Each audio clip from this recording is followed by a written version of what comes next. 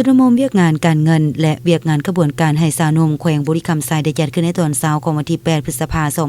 2025อยู่ห้องประชุมแผนกกสิกรรมและป่าไม้แขวง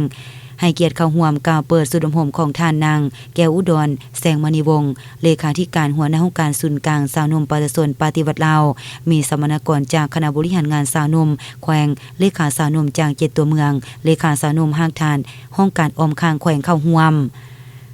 วิทยากรจากภาษีประจำแขวงภาษีประจำด้านสากลปากสันและวิทยากรจากแขนงงบประมาณแผนกการเงินแขวง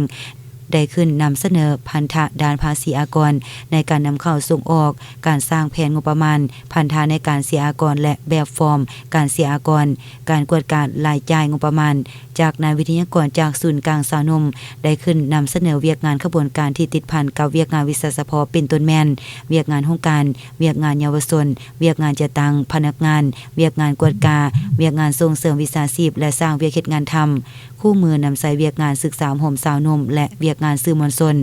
นอกนั้นทุกๆหัวข้อการนำเสนอสมณกรจะได้ยกปัญหาเพื่อมาแลกเปลี่ยนถอดถอนบทเรียนร่วมกันเพื่อรับคำชี้แจงจากวิทยากรทางนี้ก็เพื่อสร้างความรับรู้เข้าใจอย่างลึกซึ้งต่อกับปัญหาดังกล่าวจุดประสงค์ของการจัดสุดมหมในครั้งนี้ก็เพื่อให้สมาชิกภาคพนักงานโดยเฉพาะแม่นเลขาสาวนุ่มเมืองเลขาสาวนุ่มห้างทาน